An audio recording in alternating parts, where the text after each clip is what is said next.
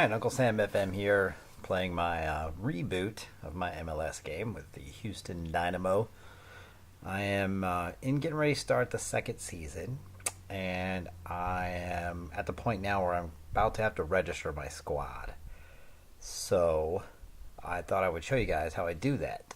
It'd be partly also because there's a slight issue with the salary cap, and I'll show you guys kind of how you can overcome that in Football Manager now with MLS. This is how MLS teams do it to help them get under the cap, and so SI has recreated that. So I thought I'd show you guys how to do it here. This is the squad I've picked, by the way. So, and tell you what, let's kind of look at the guys I have. Goalkeeper. Still got Seitz and Willis, but I also have James Medina, he was a non-drafted. Well, he was drafted, but the team he was drafted by could not sign him, so I traded for his rights and picked him up. And obviously, he's got a lot of potential. This is a future national team quality goalkeeper, at least as far as my scouts are concerned. Maybe he won't start for the national team, but he can, get a few caps here and there. So he'll be a top level MLS goalkeeper. Center back, I still have Leonardo and Fuenmayor. But then I brought in three guys to kind of, start grooming, especially to replace Leonardo. I kind of think that Leonardo will not be starting by the end of the season. But I have Juan Joel Escobedo and Patrick Gilstrap and Pete Hudson.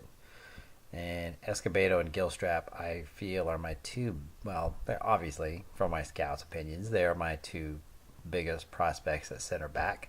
Hudson's a guy, I drafted him, and probably, truth is, I'll end up selling him, trading him on, but I've got him right now. So, and at right back, I have Daniel Tobin and Boniek Garcia. Garcia will probably start the season as the number one right back, with the hopes that Tobin will overtake him. So that's the goal there. Lundqvist will be the starting left back again, and he'll be backed up by Jeff Connell. I have another left back who I've sent out on loan, which I'll look at my loan of players here in a minute. But Connell, decent prospect, playing behind Lundqvist, and so probably they'll split some time. But Lundqvist is still young, so. I'm not in desperate need of somebody to fill this spot. Another guy, this Alexis Esparza, he was a decent prospect in the academy, so I went ahead and signed him. Don't know how much I'll be playing him, probably little at all. Probably mid-season I'll loan him out. But I'm retraining him as a left back. He already was a wing back. And so usually that means that he's going to have the kind of ratings that I'm going to like at left back. Defensive mid, I've got Serin still. He'll be the starter. Well, actually, no, the guy, I'm not even going to try. Kanak, I guess that's close. He'll be the starting defensive midfielder with Serin backing him up. I do have this interesting prospect, Capello. I think I either drafted or I signed him as a non-drafted player. He's a little young, but he can play anywhere in the center midfield. So that's a plus. I kind of see him as this sort of utility player that I can slot in any of my three midfield positions. Mimo's back. He'll be playing as the deep line playmaker. But he can also play as the attacking center mid, the number 10. So that's a plus. And then I do still have Zalalem and Martinez. Those are my two attacking center mids, with Martinez being the number 10 player. But Zalalem obviously can play that spot as well. So I'm pretty excited about that midfield pairing. Those are a couple guys who can do things with the ball at their feet. Zalalem's a big prospect in real life for the U.S. And so hopefully he can help me out while he's here on loan for this season. I do have Luis Gil still loaned in for this season. So he'll help fill that attacking midfield spot. Right wing, I brought in Arthur Gomez from Brazil. He is an outstanding. He's already one of the best players in the league, and he's only 19. So that was a big get for me. And he's not even a DP. So I'll be able to sign him to a DP contract, I think. And when he gets old enough, and keep him for a while, or sell him for a huge amount. He's already worth $3 million, which is not a ton in MLS. Like Martinez is one of my most valuable players. He's 5.75 million. But Gomez has not played well. He's played one MLS game so far. So you give him a season, and he's going to be up in the $10 million range as far as value goes. Other wingers, I mean, Rubin, Menottes, Elise, those guys can play any of the wing spots. They can also play up front. I do also have Sean Parker at right wing. He's injured right now for a while. Yeah, he's out 5 to 7 weeks. So that kind of sucks, but he's got good pace, and he'll be able to contribute as well. And then I've got an interesting situation. I play with a single striker, but I've got 4 here. And Eckersley is a big-time prospect.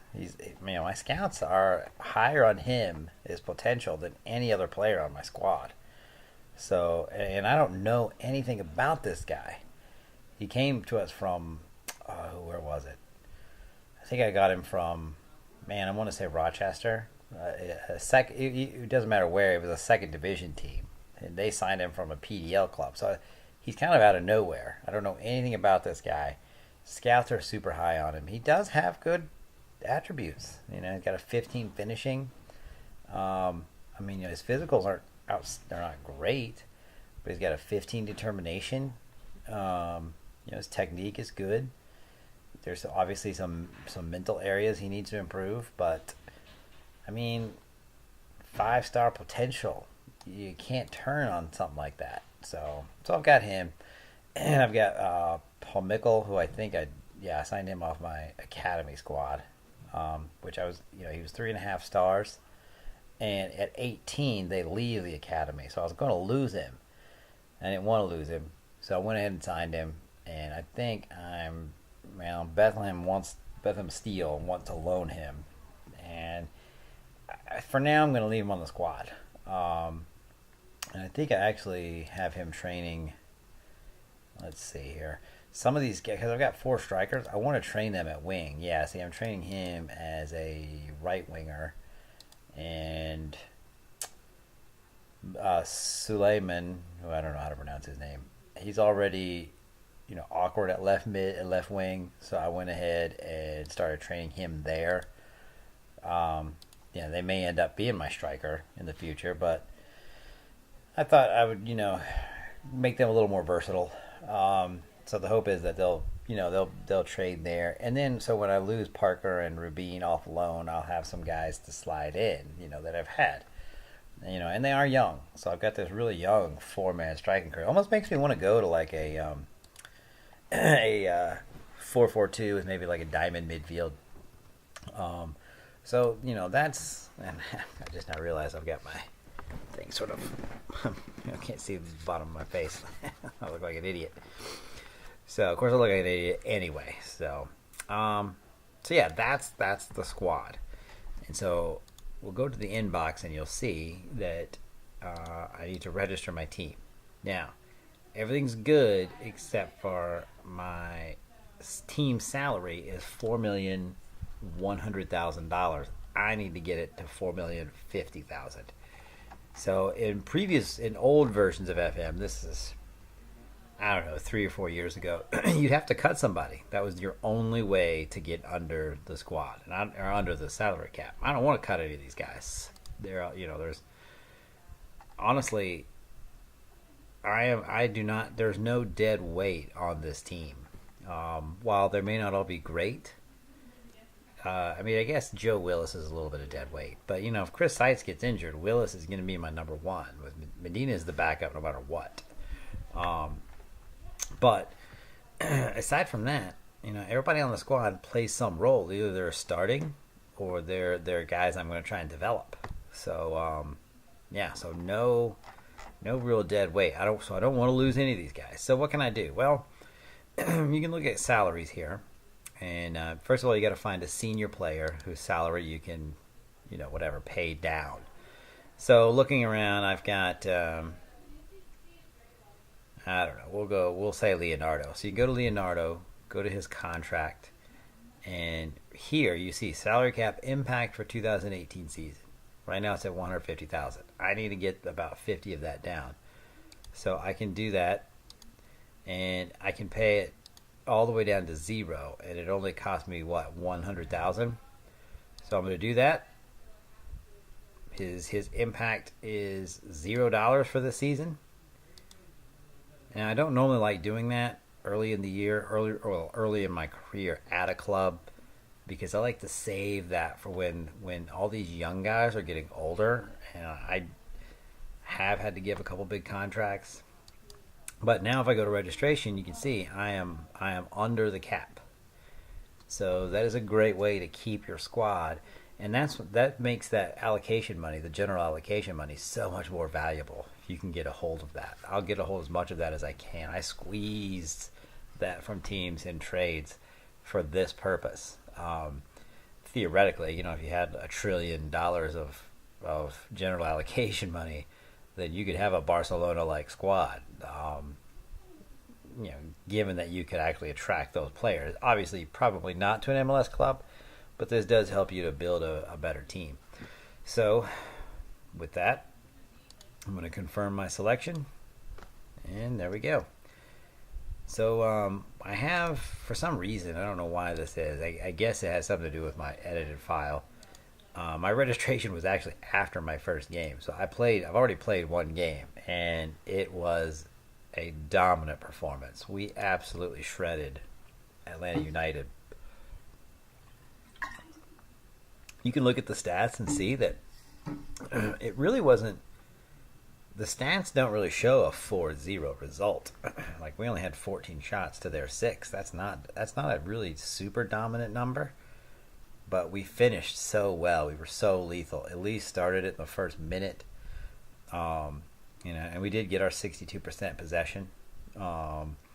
So, you look at the chances we created. 9 clear-cut or half chances to Atlanta's 1.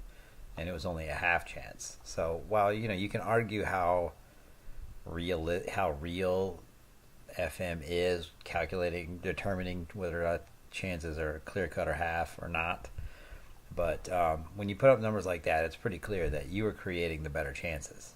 And we were. And the truth is, our team, which, I'll show you this is my starters. So they are, well, I'm not super in the back. You can look, I've still got Boniek and Leonardo. That's not a great situation. Leonardo and Lundqvist is a little better, but they're not, that's not a dominant back line. But then you go from the defensive mid position forward, and we are a machine.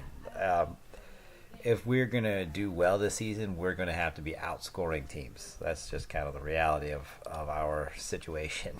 So, and first game that worked, right? We got 4 goals. I kind of think for this team, which is going to be a fun season, because we are going to be in some high scoring games probably. So that will be fun to watch. But I think this team, it's realistic to say we're going to average probably around 3 goals a game. Maybe a little below, but because we are so loaded up front. I can take one of those guys off, but the guy I put in next is going to be just as dangerous. So, and you've got Tomas Martinez, he is a chance creator. And then Zalalem, even if I had just one of those guys in the center midfield, that's a pretty good situation. But to have both, that and I can take one out and leave the other one on. So obviously a lot to be excited about in attack with this team.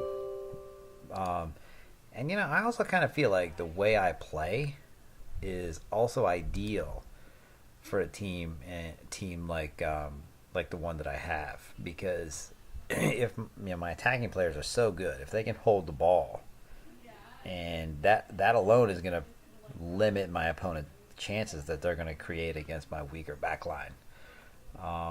I remember one of the things that Pep said is that he said his team Barcelona was terrible when they didn't have the ball. It's like we're terrible in defense, and so he wanted to keep the ball, and so that is definitely true with my team.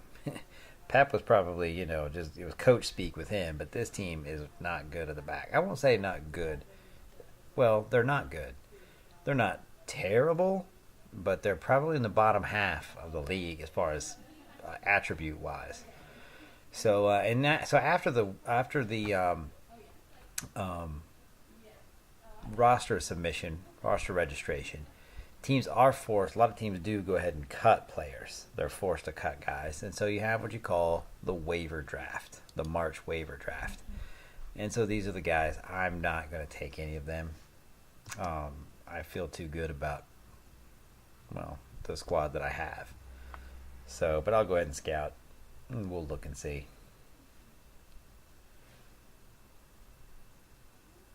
I have a splinter. I'm mowed today.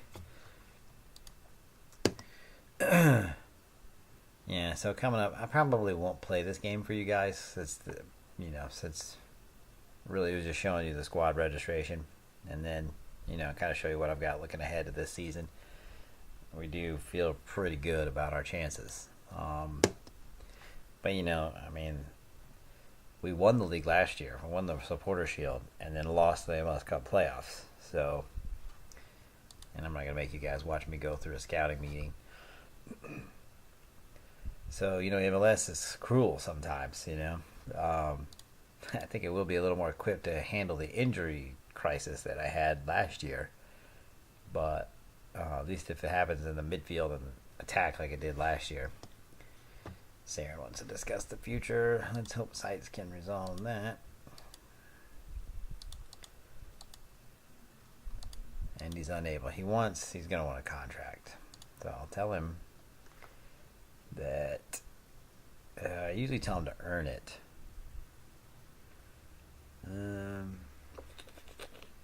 Yeah, here we go. I think that's the one I use. Do something to separate yourself. Yeah, here it is. I need you to prove that you deserve one first.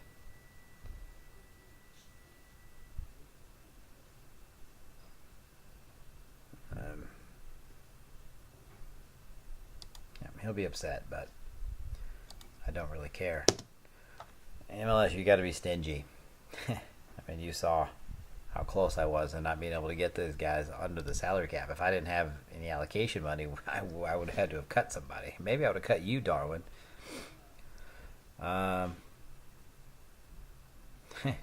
These guys all think I should give Darwin another contract. No, sorry, it's not happening.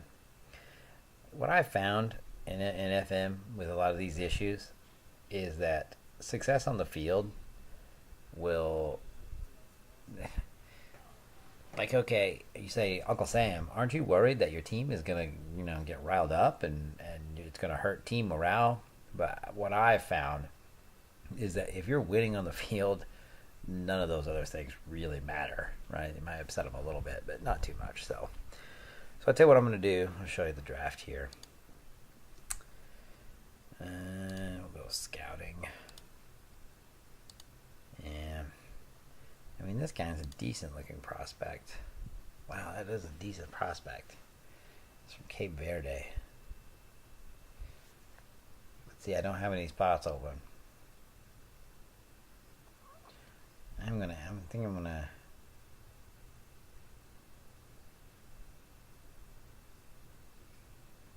where's the short list?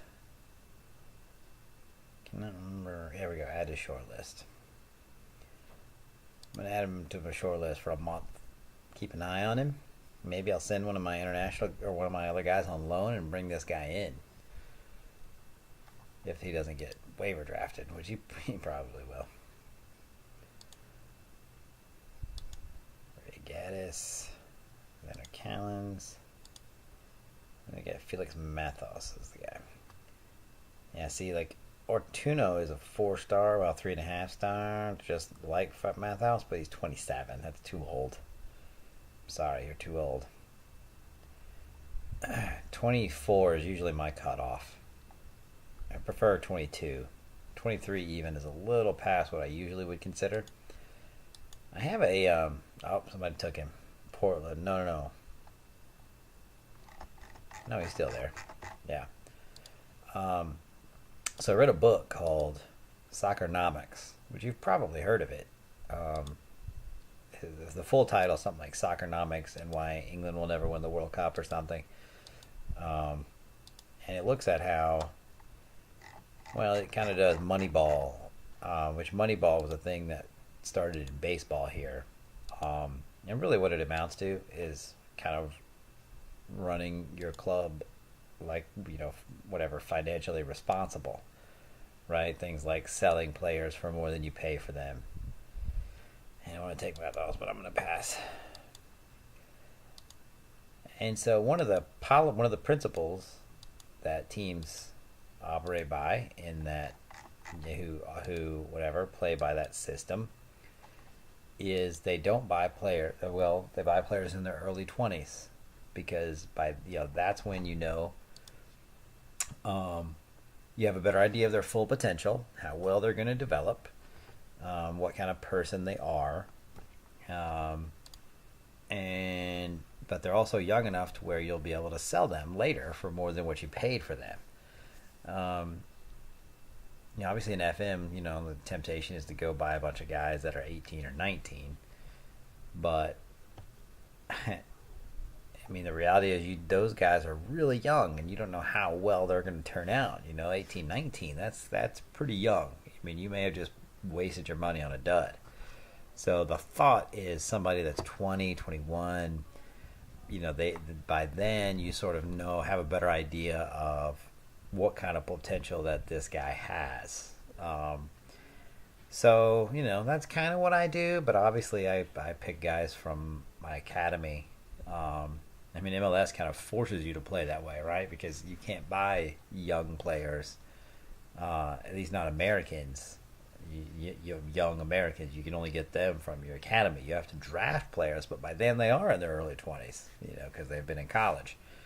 So in a way, MLS kind of forces Soccernomics transfer policy. But I can go overseas and get 18, 19-year-olds. Obviously, I went and got that Brazilian who is really good. I don't know if anybody knows this guy for real. Please let me know. He obviously is from Santos, and I used to follow the Brasileiro, but I have not been able to in a while. So I'm not seeing the kid play, but he is obviously very good, at least in FM. And so yeah. All right, so I guess I'll let that be the end of this episode. Next time, let's see where we might bring you back. Tell you what, I'll shoot for this FC Dallas game. Sometimes it kind of depends on what's going on in life, but that'll be a good game to come back, the rivalry game, see how well we're doing into the season. If you do have any comments, if you have any questions, any criticisms, please put them in the comments. But this is Uncle Sam, and I am signing off.